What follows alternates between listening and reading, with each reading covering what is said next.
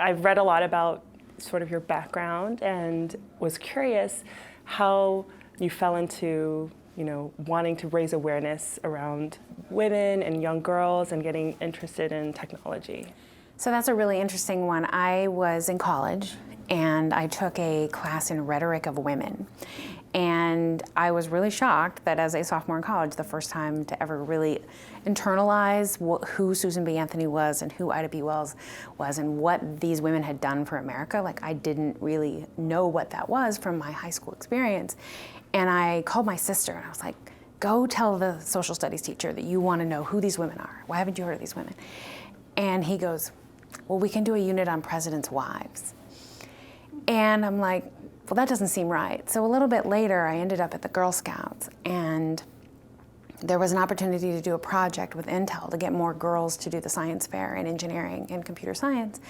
And I just sort of jumped at that because the lack of women in STEM combined with my interest in, women's history and feminism all sort of came together as the perfect thing that I could have a really big impact upon. So I've always been really interested in raising awareness about women's issues as well. I was one of 3 girls. What sort of kind of inspired you to do that? Like, as a woman, were there other women in your life that sort of made you want to, fight for the women's causes and so forth? I have a super powerful grandmother. She's going on 95 this year, and nothing but spunk.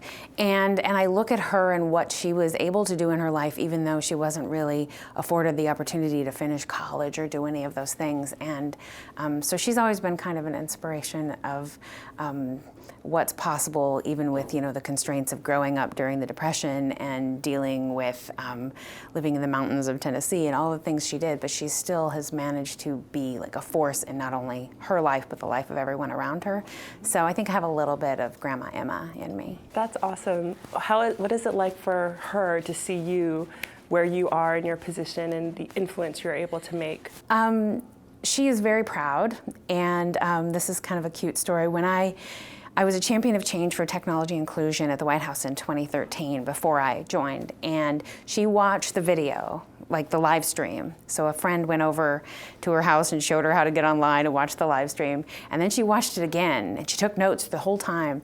And then she got out the phone book and started calling tech CEOs across Tennessee and demanding to know what they were going to do about computer science education. Wow. So she definitely has the spunk. And she's an advocate. Definitely. That's awesome. I guess in all of your travels and all of your instances where you're meeting girls and I imagine you talk to them and you have this like moment to kind of put confidence in them in some way to say, yes, there's a lot of adversity before you, or maybe there's not as many women that you can look up to. What is like the most powerful thing you can say to someone when they're sort of on the cusp of taking that step into technology? This actually just happened to me on Thursday. I was at UCLA, and this girl comes by, and she's like, "Are you Ruthe Farmer?" And because I have this big Facebook group of young women that I talk to that are in computer science or interested in technology, and I'd met her when she was in high school, but it had been many years, and we had a little quick chat. And I think the important thing is for young women to feel connected to other young women that are doing technology and are like them. There's not as many of them maybe in their exact classroom, but using technology and the power of social media, you can connect them all over the world. And so I think the future is actually really bright. There's a lot of conversation about kind of what's wrong and all the bias and all the things that are challenging. But I'm watching this group of young women network in a way that it's going to be transformational for them and for the industry when they all come in mass. It's awesome. I love the idea of women helping women. I read about networking, some of your thoughts on that, and how one of the things you said was it's a two-way thing. So there's something that you want to get from the person you're networking, but you need to be able to provide something back. And I just wanted to say I thought that was really well done, because sometimes I feel like when people approach networking, they think it's one-sided, but it's nice to know that women have something to offer, whatever stage you're at, and that I feel that that really feeds into confidence and that sort of thing. Well, and I think the thing about networking is that it's about being a resource, right? So I tell girls when I give talks to young groups of young girls, when somebody says, "I need a Java programmer," your answer is, I'm a Java programmer, I've wanted to learn Java, or my friend Sarah's a great Java programmer. So you either step into the opportunity or you recommend someone, but you don't want to be a dead end. You want to be a resource, because then you're a resource again and again, and that person thinks of you for opportunities. In the same way that when you meet someone, like, important people want to help you, but important people are really busy. So it's really important when you're asking someone, especially someone who's at a high level, for their help, that you have done your research and that you have genuinely looked into what things are going to be of interest and of use to them. And you never, just turn around and be like, hey, can you get me that job? Because that's kind of a dead end street. Yeah, and actually that reminds me of something else that I read that you said, is to make it easy. And at Liberty, we actually do talk about trying to make things easy, doing the right thing, behaving with integrity and expertise. But the easy part was so true, because when you are reaching out to network or to help, doing your part to make it as seamless as possible can make a difference. You have to be 100% clear in what you are asking. Yeah. You have to send them something that they can easily forward on and say, hey, take a look at this person, right? If there's a lot of explanation they've got to give, it's just going to fall to the bottom of the inbox. And you have to act with integrity, because they're risking their social capital to support you.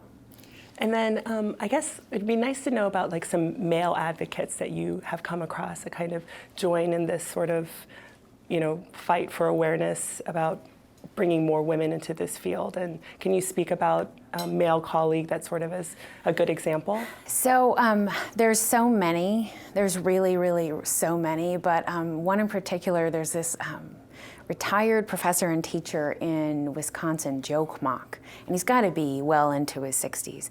And he shows up at every Women in Tech conference, at every event. He hosts the Aspirations in Computing program for the state of Wisconsin, does all the fundraising, and he just really, really believes in this cause. And I've asked him, I'm like, what do you do? I mean, he's a bachelor, he doesn't have grandkids or kids of his own, but he really has leaned into this cause in a powerful way. But I think the important thing to think about when we're talking about whatever inclusion strategies you're looking at, that we need to include everybody in creating the culture that we all want to live in. And it's really a failure strategy to assume that an underrepresented group should be solely responsible for bringing up their own representation, because that's a failure strategy. If they're 10 or 15% of the workforce, how are they going to make change in the minds of 85% of the workforce? So it's really important that everyone participates in this, because we all create the culture.